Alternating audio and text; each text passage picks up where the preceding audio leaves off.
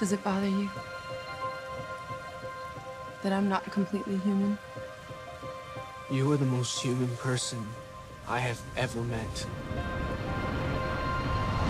How Lightstorm first learned of Alita Battle Angel was through a friend of ours, Guillermo del Toro.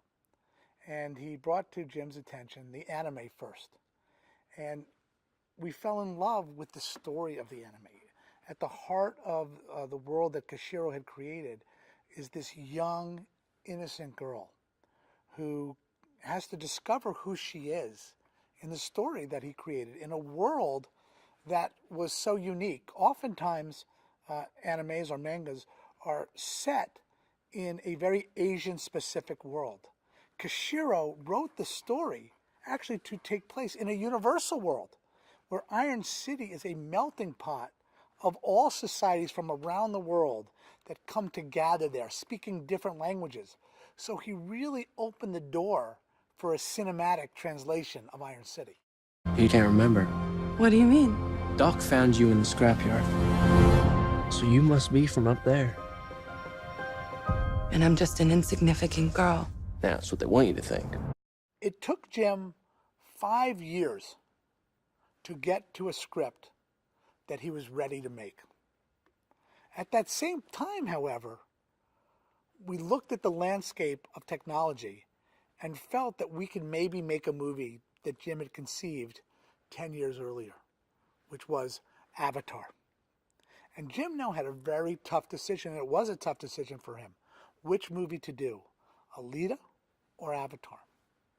One of the reasons that Jim ultimately chose Avatar is because he thought that by doing Avatar first, the technology that we would learn on that film would benefit ALITA in a greater fashion. In fact, having done ALITA now, what we have learned is that doing ALITA and what we've learned on that is going to have an even greater impact on the Avatar sequels. Tonight is not a game. It is a hunt. I need you to destroy a girl called ALITA. Once we made Avatar and we realized that we were going to be making several sequels, we knew that Jim in the short term was not going to have a chance to direct ALITA. So we started to touch base with certain directors that we were excited about. But we couldn't find the right person for a number of years that we would share the parenting of our child, ALITA, until Jim had a social lunch with Robert Rodriguez.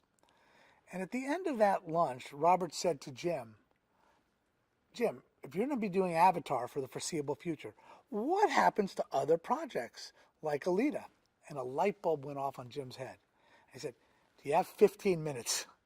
And Jim brought Robert back inside, and he showed him an art reel that we had created in 2005 for ALITA. And Robert got so excited by what he saw. He knew a little bit about the property. He knew there was something Jim was going to do.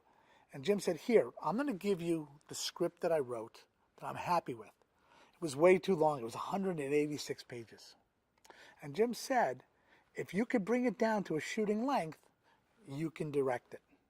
On top of that, Jim gave Robert over 600 pages of notes for the story. Robert looked at the work and looked at Jim in the eye and said, I'm not going to rewrite you because you don't rewrite Jim Cameron. I'm going to edit you. And Robert went away with no deal in place, on spec. And he worked on the script, and he edited the script down to a manageable length. And when we got it back, and Jim and I both read the script, we were both shocked that we weren't missing anything from the longer script. We knew things had been taken out, but the core important themes, the character moments, were all there. And that told us that Robert was the right person to parent this child with. You made the biggest mistake of your life. And what's that? Underestimating who I am.